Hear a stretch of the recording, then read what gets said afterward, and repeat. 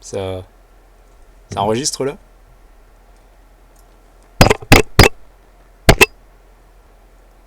Bon, j'imagine que c'est bon.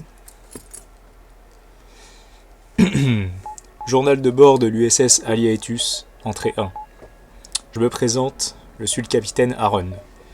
Mon équipage, composé du mécano Barry White, de la tireuse Agnès Obel et de moi-même, avons été chargés d'une mission de la plus haute importance. La Fédération nous a donné ce vaisseau de pointe, fabriqué par les NJ, pour prévenir leur base principale de l'arrivée imminente des rebelles. Ces derniers ont d'ailleurs bien compris nos intentions et se sont lancés à notre poursuite. On a de l'avance sur eux, mais va pas falloir traîner trop longtemps si on veut conserver cette distance de sécurité. Comme je l'ai dit juste avant, l'USS Alliaetus est équipé de technologies de pointe, des capteurs longue portée, un blindage spécial qui permet au système d'encaisser plus de dégâts avant de rendre l'âme, un armement décent composé d'un double laser et d'un rayon, et surtout, un système de camouflage. Par contre, ils ont oublié de nous monter les boucliers, ces cons. Heureusement que les moteurs sont suffisamment puissants pour nous permettre de passer entre les tirs des ennemis, parce que sinon, l'épopée qui s'annonce aurait très vite pris une tournure tragique. Pour notre premier saut, nous n'avons pas vraiment le choix puisqu'une seule balise était à portée. Et en arrivant à proximité de celle-ci, nos capteurs nous signalèrent la présence d'un vaisseau de réfugiés tout près de notre position. Sans doute fuyait-il l'avancée des rebelles. Ils semblaient ne pas avoir remarqué notre présence, ainsi nous avons tenté de les contacter. Qui sait, peut-être pouvions-nous nous aider mutuellement. Mais à l'instant même où nous commencions à émettre, un vaisseau pirate se matérisa derrière nous et commença à nous attaquer. Le vaisseau des fugitifs servait d'appât et on était tombés dans le piège comme des débutants. Heureusement, les pirates n'étaient pas bien équipés, leur armement était sommaire, même si sans bouclier le pire pouvait nous arriver à chaque tir ennemi. Le camouflage de notre vaisseau nous permit d'esquiver sans encombre les premières salves, tandis que nous synchronisions notre rayon et notre laser. Les pirates furent rapidement vaincus et leur vaisseau détruit. Après ça, les réfugiés nous ont donné quelques ressources en guise de remerciement, et surtout par peur que nous les attaquions à notre tour, et nous sommes repartis vers une autre balise. À l'arrivée, nous sommes tombés nez à nez avec un autre vaisseau pirate qui apparemment attendait depuis des mois qu'un vaisseau tombe dans leur piège. Dommage pour eux, leur patience ne fut pas récompensée puisque rapidement l'escarmouche tourna en leur défaveur et ils tentèrent une reddition. J'ai beaucoup hésité et leur offre était intéressante car ils nous proposaient entre autres 6 barils de fuel, même si dans les médias nous n'en avions pas besoin. Sur le long terme, ça pouvait se révéler précieux. Et après réflexion, j'ai privilégié le court terme et nous avons refusé leur édition avant de détruire leur vaisseau, pour le supplément de scraps que cela pouvait nous rapporter. À la balise suivante, nous sommes tombés sur notre premier adversaire vraiment dangereux. Un vaisseau rebelle équipé d'un drone d'attaque. Sans bouclier, cette plaie allait endommager nos systèmes très rapidement. Heureusement, encore une fois, notre camouflage permit de gagner du temps jusqu'à ce que notre laser détruise leur bouclier et que notre rayon détruise leur armement ainsi que leur système de drone.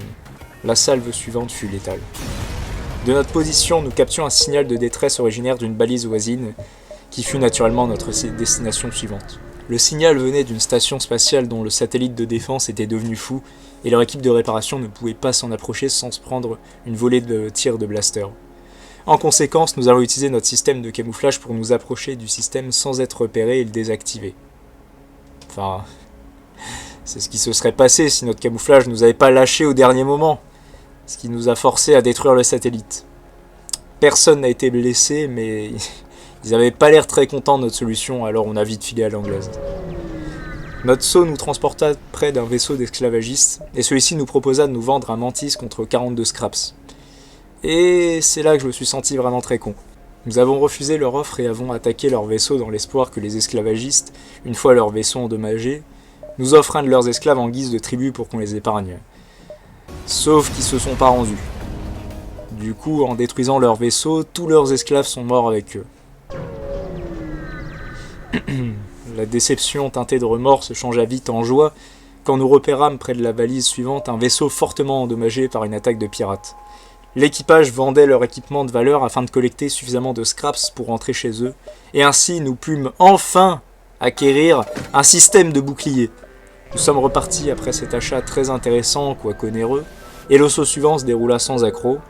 On en a même profité pour améliorer un peu notre réacteur, car nous avons dû réduire l'énergie allouée au moteur pour la transférer dans les boucliers. Balise suivante, un vaisseau pirate avec un armement incapable de nous causer le moindre dommage.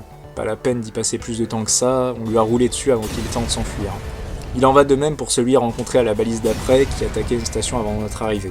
Enfin, nous arrivâmes à l'ultime balise du secteur d'où j'enregistre actuellement cette entrée du journal de bord de l'USS Alietus. Nous avons rencontré des formes de vie intelligentes inconnues sur une planète proche, semblables à des petits chevaux à 6 pattes, mais hélas, nous n'avons pas réussi à communiquer avec elles.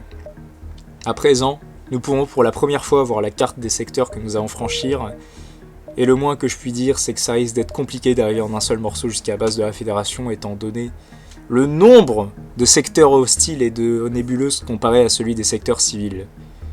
Dans l'immédiat, nous avons le choix entre un secteur contrôlé par les rebelles et une nébuleuse.